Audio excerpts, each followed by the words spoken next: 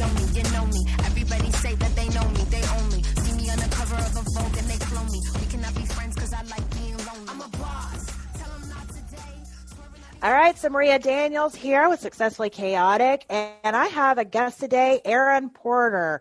Erin Porter is a visual artist that sells portraits on Etsy, and she's also a creative artist for a podcast. Can you tell us a little bit about that, Erin? So I work for Remember Twilight podcast. I make stickers for their Etsy, and we're working on a big project right now that we're not quite ready to announce. And I also do, on my Etsy, I have a series of mermaid illustrations and Shakespeare posters from Inktober 2 years ago. So some of that illustration comes in, but a lot of my work is painting portraits for people. I love that. I know before we went on air, we discussed a little bit about your background, and you've not always been a visual artist. You actually came from the world of musical theater. That's kind of a different world. It's kind of in the artistic world, but it's two different things. How did that happen? What was the catalyst to kind of make you change from being in musical theater to all of a sudden being a visual artist? So I've been interested in art forever.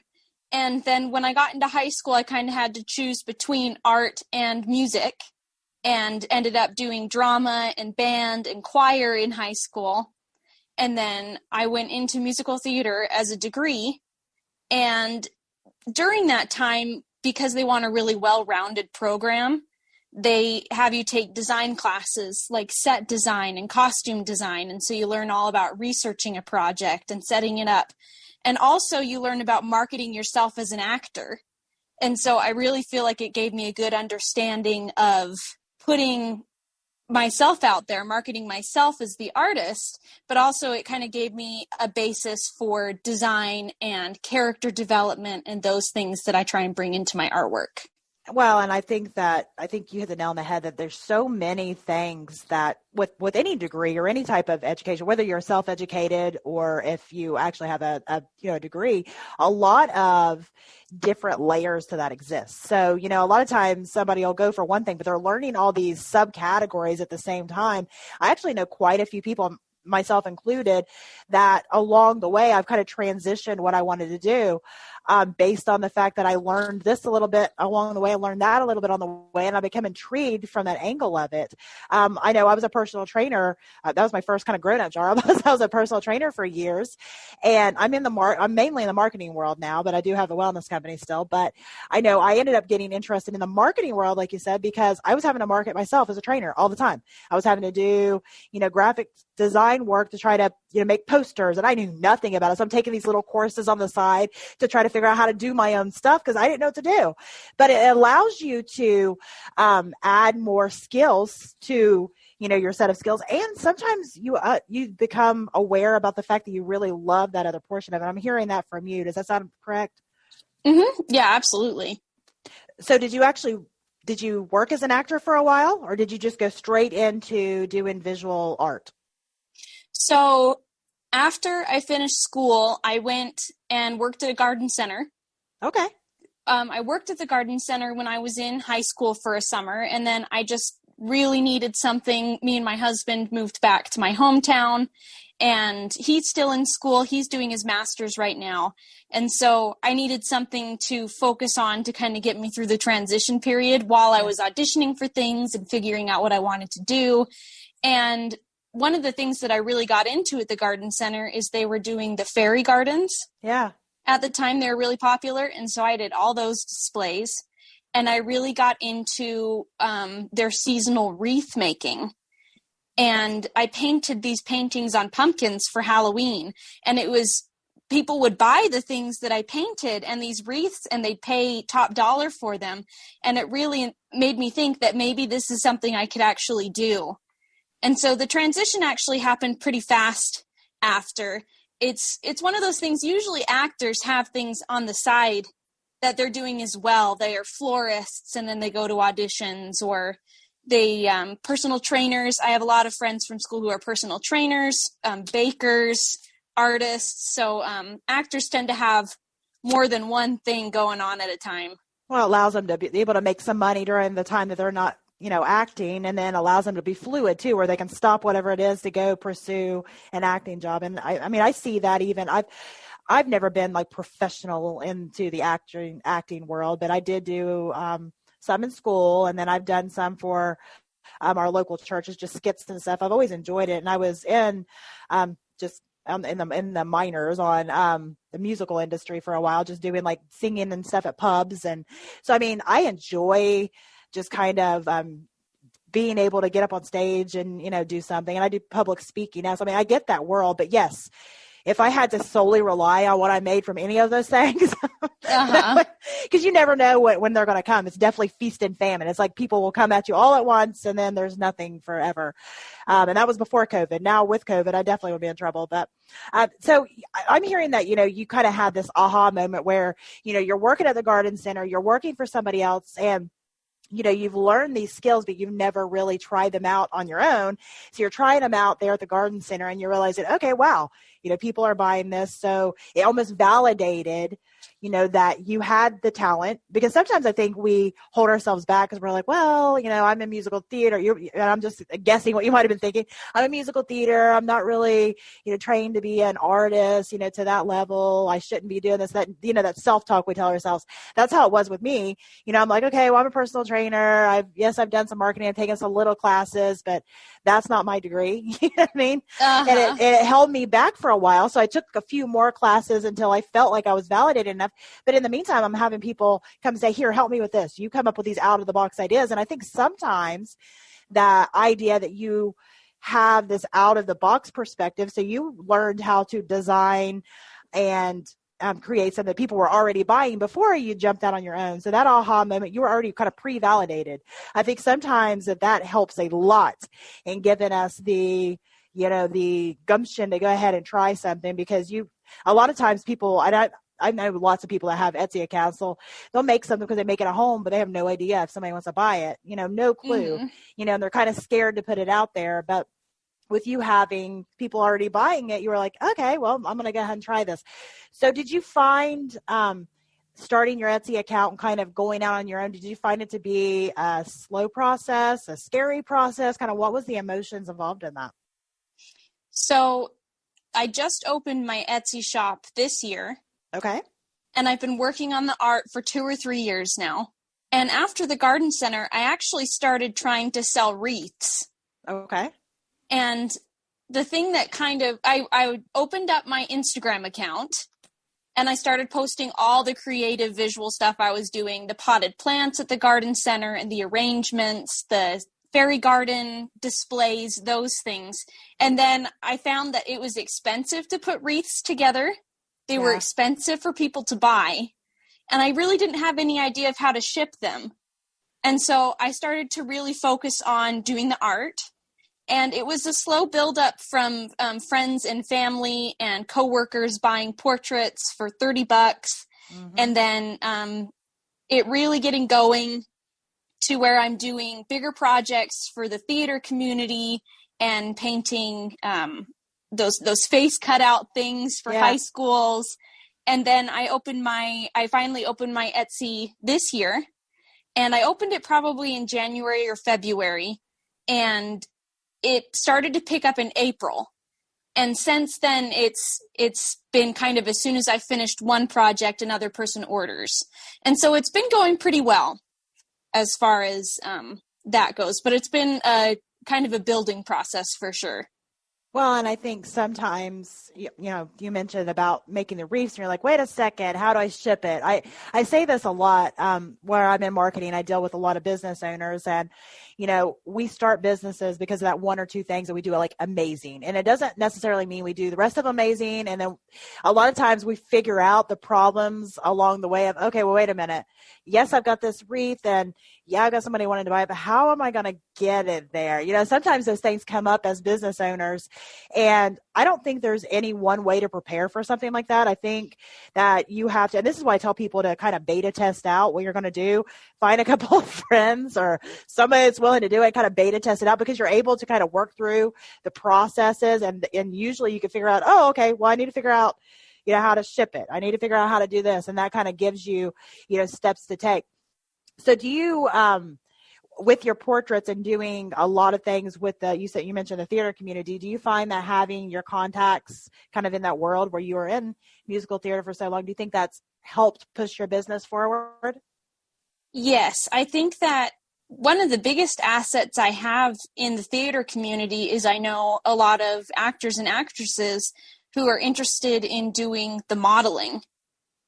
Yeah. And so they've been a real asset to me because it's helped me get into doors with other artists because I'm able to provide something to them. And so, sometimes when you're looking for a mentor, you kind of have to have something to offer. Yeah. And so they've really opened a lot of doors for me that way, just knowing a lot of beautiful, talented people that can really know how to pose and work a camera and stuff. So that's been really good. And a lot of my orders have come from the community. And I think that's great. I mean, that shows the importance to me, and I talk about this on the show a lot, just the importance of having a solid network, because a network is invaluable. My network personally, has been the people that I can reach out to, again, if I'm beta testing out a new service or a new product or whatever it may be, to say, okay, try this out. I won't charge you. Just try it out and let me know what you think, what I need to change.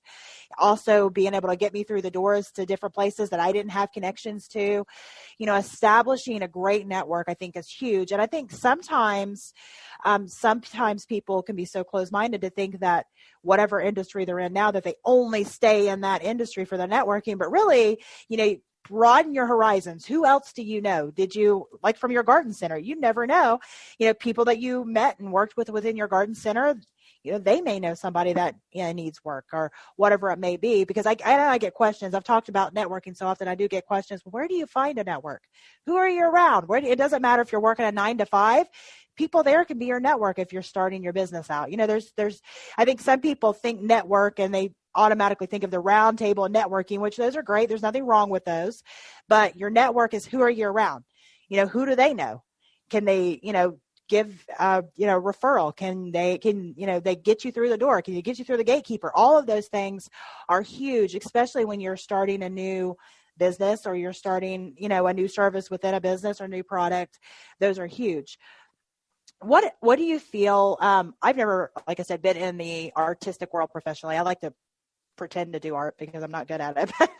But what do you feel the biggest challenge is as an artist? I know we all hear the terms, struggling artist and, all those things. And and I think that probably, in my opinion, probably comes back to the whole feast and famine thing, like I was mentioning before, about how, sometimes you have all these people that are wanting something and then it's just like crickets for a while. Is that kind of been your experience with it? So right now, mostly it's been fairly consistent.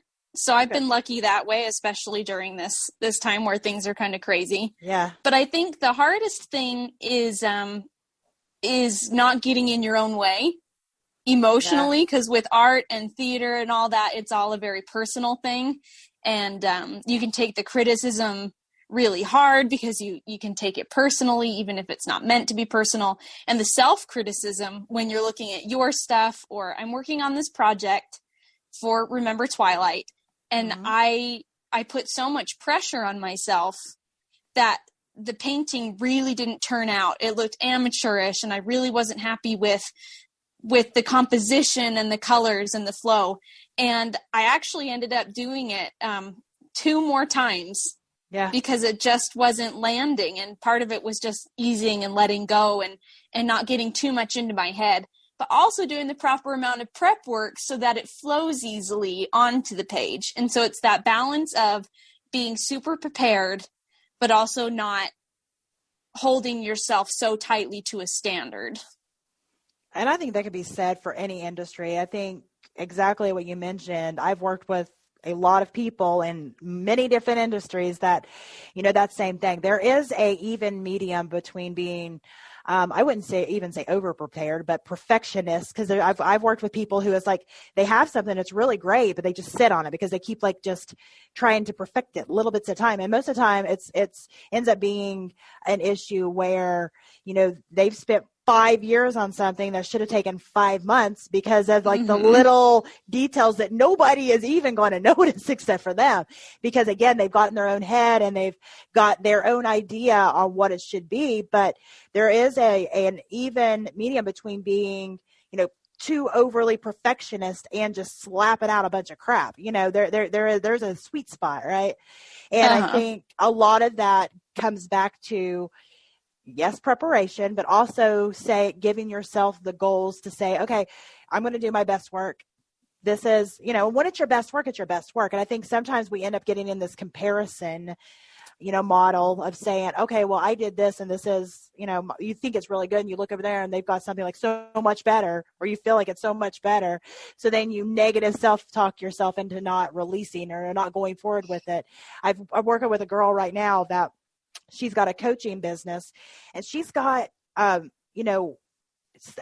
service product, whatever you would want to call it, to teach, other people something super amazing.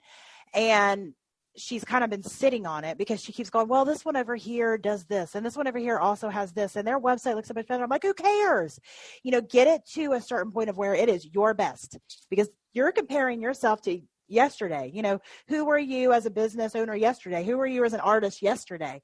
You can only perfect your own work, and you can only compare your own work from yesterday. And I like the idea that you said, and I've been that person where it's like, I've done stuff 2 or 3 times because I'm just not happy with it. And I think there's a difference between I'm just not happy with it because it's really not my best work. I'm holding myself back for whatever reason, and I'm nitpicking myself. And I think it takes, some time and some focus to figure out, why is this not working out? I think that becomes an issue where we need to sit and ask ourselves, why is this not working out? And you mentioned that, it flows on, I'm not an artist, but it flows on the page better if you've got it, prepared correctly. And I think noticing those little things allows you to perfect your next work because you figured that out. You've failed forward. We use the term failed forward all the time. You messed up the first one, whatever, you messed up the second one, but you learned something along the way to say, okay, well, yeah, somebody could say, well, you failed 2 times before you got it right.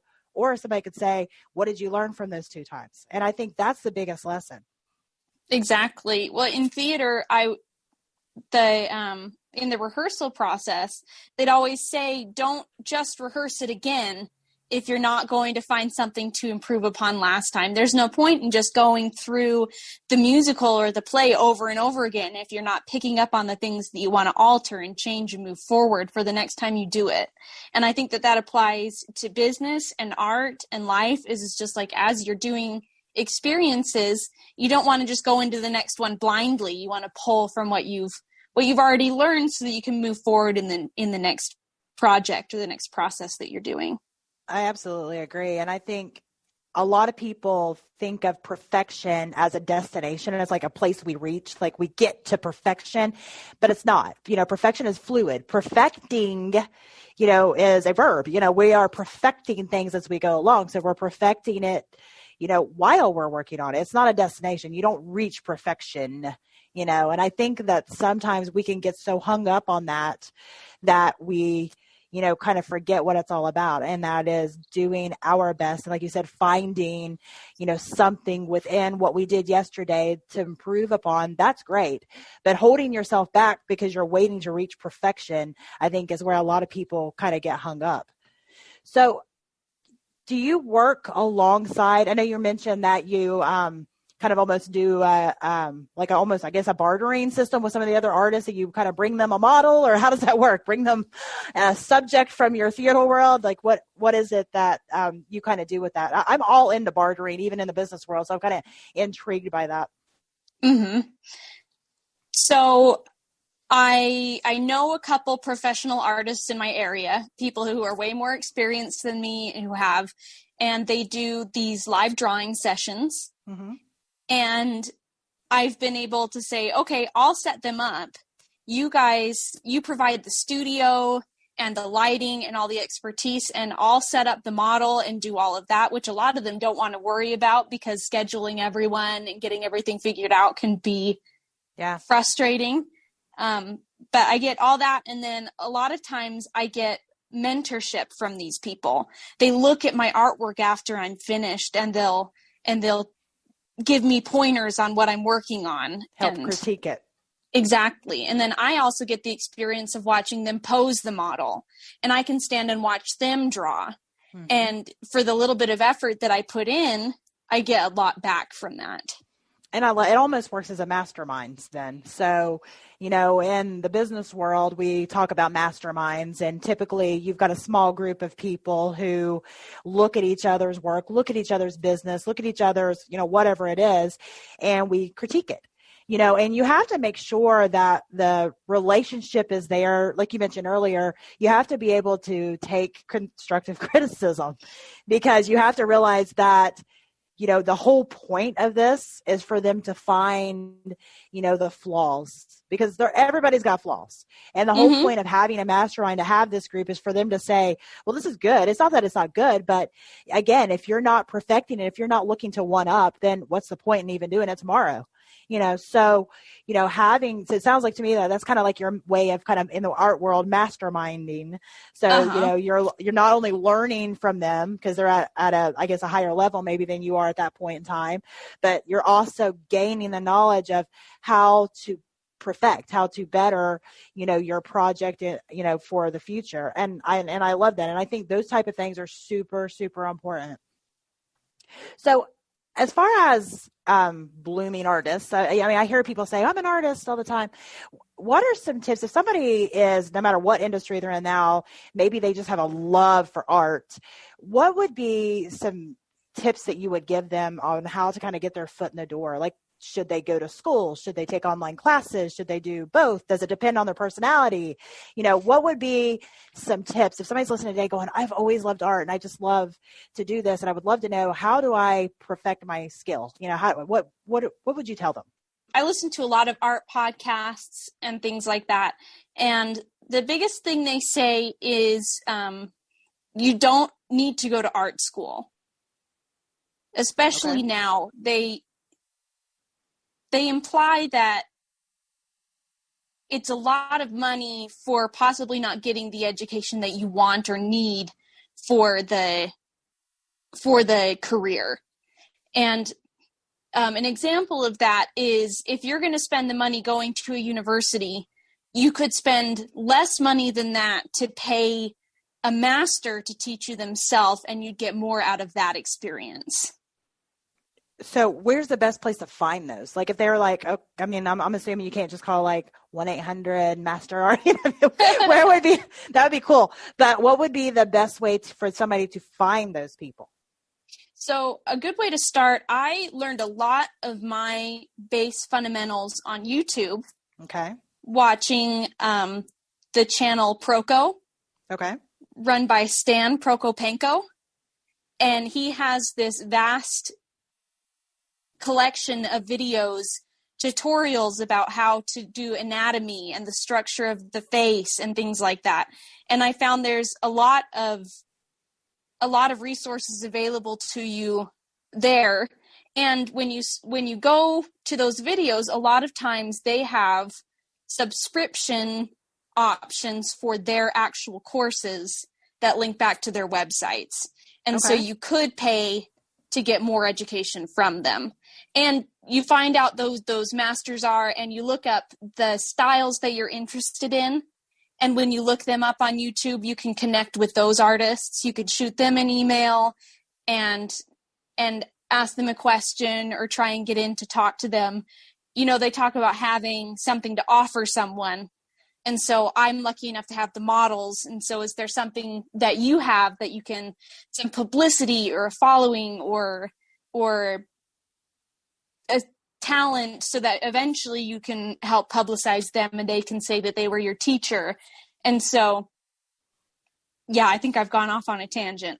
No, I think that is great advice. I really do, because, again, there's only so many hours in a day. And if somebody's going to be helping somebody with something, it's literally taking time out of their day. You do have to have something to bring to the table. I think sometimes, and I've found this even in, my especially in my wellness company world, I don't mind somebody contacting me because I'm a nutritionist. I used to be a trainer too, but I'm a nutritionist. They'll contact me and ask me a question about this supplement or this, or, they're having heartburn. What should they do? Little stuff like that. Fine. I don't charge them for that, but, I have had it, especially with people that are close to me to where, they want to just pump me for information all day long. It's not that I don't want to give it, but when I'm spending an hour talking to you about your health needs, that's an hour that I'm taking away from my kids, taking away from my husband, taking away from the things that I need to be doing. And, I think sometimes there needs to be that understanding to say, yes, I want to give back. I'm one of those people that I want to help and I want to give back, but there's only so many hours in a day. And I say a lot of these artists are the same way. They have families, they have personal lives. So I think to expect them to just give everything in a big freebie, I think that's a disservice to in your own mindset and a disservice to them as well. So think about, what do you have to offer? I mentioned earlier, I'm all for bartering. There has been times where I needed help with something and it's like, okay, well, you got this skill, I've got this skill. Well, let's barter it out. Neither of us have the cash that we want to push into it, but how can we barter this out? And I think bartering is the way that, especially when you're new into business, I think that's the way to move forward and get the things done that you need to get done more quickly. So, if you're an artist and you're wanting to get, up your skills or get a little better at what you're doing, figure out what it is that you have. What are some other soft skills that maybe you have that you can offer this artist to be able to have them even consider, doing something with you. And it can be said for the business world too. If like marketing, I've had people come to me and said, okay, well, I can't afford to hire you to do my marketing, but I'm great with bookkeeping. I can work on your books. And I'm like, amazing, because I suck at that. So bad. I can tell you what's on my checking account, but I can't tell you nothing else. You know what I mean? That is not my jam. And I think figuring out your superpowers, figuring out your sweet spots, I think can help you figure out what it is that you do have to offer. Even if they don't, you don't know other people, what is it that you have? What's some soft skills you have to help you get your education or your skills or your business to the next level? So you made a big change. I want to kind of rewind. You made a big change, obviously, going from the musical theater world to, becoming an artist and having an online shop. It's two different worlds. Yes. How would you, if somebody's deciding to make a big change like that, change can be overwhelming for some people. Some people embrace it and some people freak out about it and panic about it and then regret even doing it for a while. And then there's some people it's in between. Can you explain to us kind of emotionally, how you went through it all? And if somebody's thinking about making a big change, maybe some advice you would have for them? I know that kind of puts you on the spot. That's a big question. No, you're good. Let me think for just a second. You're fine. It's because it didn't feel like a giant change to me. Okay. It felt like, I wonder sometimes, I've listened to your first, in your first couple episodes of the podcast, you talk about all the different things that you're involved in and you're switching back and forth between things. And I found that these are two things that really kind of marry well together. And so it never was really leaving the theater or music world, but just putting it on a shelf. Yes. While I focus on this. And I do find I have less time to audition for things, especially now my shop's open. The priority is definitely getting the art career up and going. And it's hard to put aside the other passion and the other want, but I think you have to focus on the thing that's on your plate right at the time. I 100% agree. And I think you hit the nail on the head when you were talking about priorities. I think you mentioned my early episodes, there for a while, I was struggling with trying to figure out, okay, well, I do all these things and I like all these things. But as some of the areas started to grow, I was having a hard time doing all the things. Like when I first started, it was like they were all babies anyway. It was all, didn't have much time into it. So it was fun. I could just because I'm very much the person that doesn't like to do the same thing every day. That's just my personality. So I was able to kind of be in my own world of saying, I'm going to do this today. I'm wearing this today. And it worked while it was small and I didn't have a lot of people in each of those worlds. And then as it started to grow and I started getting more people, I started to feel the pressure of doing all the things because, I could not effectively, run each of those businesses separately. And I had to do much like you said and pick a focus. And I think that's a good advice. Right now you mentioned that your priority is your shop.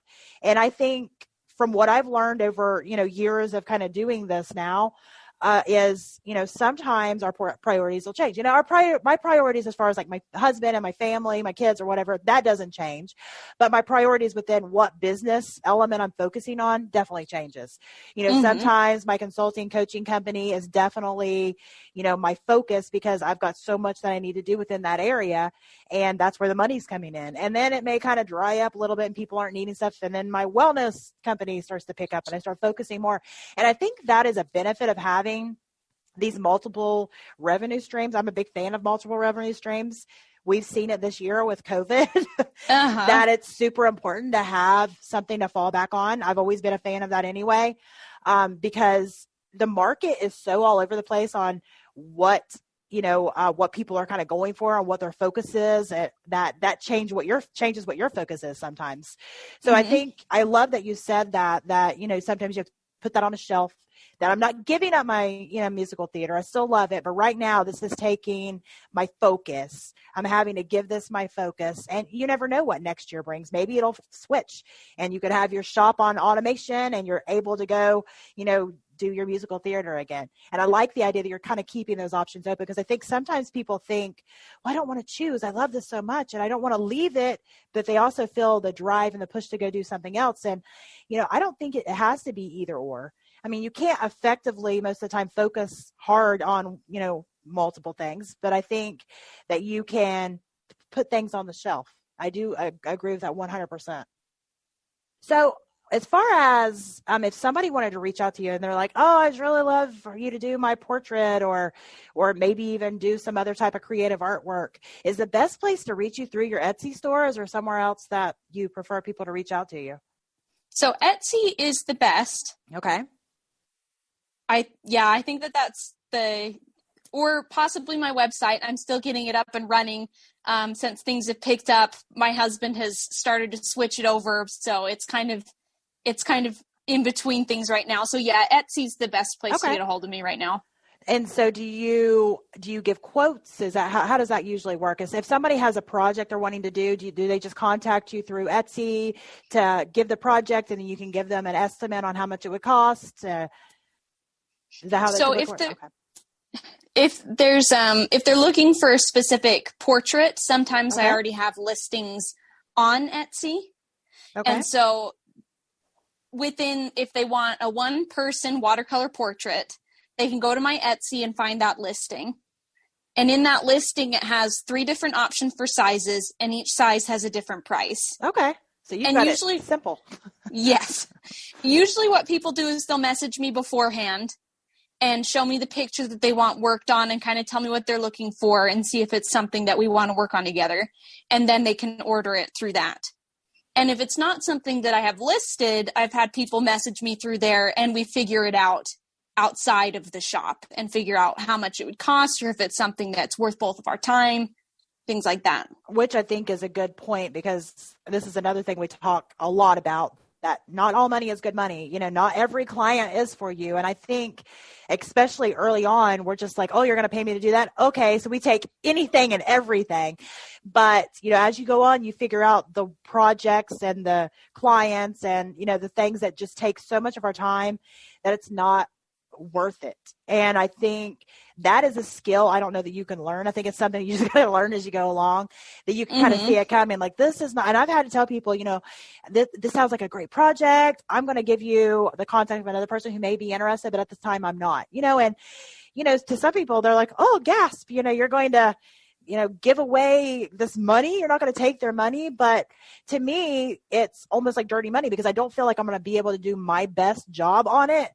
So I don't want the money. It's not a fit. And it may be, personality wise, I could tell it's going to be hard, or it might be the project is like, technically I can do it, but it's not completely in my wheelhouse, And I think you saying that, I think that's another thing to kind of have people take away is, what are some tips that you would have? And it could be for the art world or for just business in general, that you would tell people, how do you determine if it's a project that's right for you?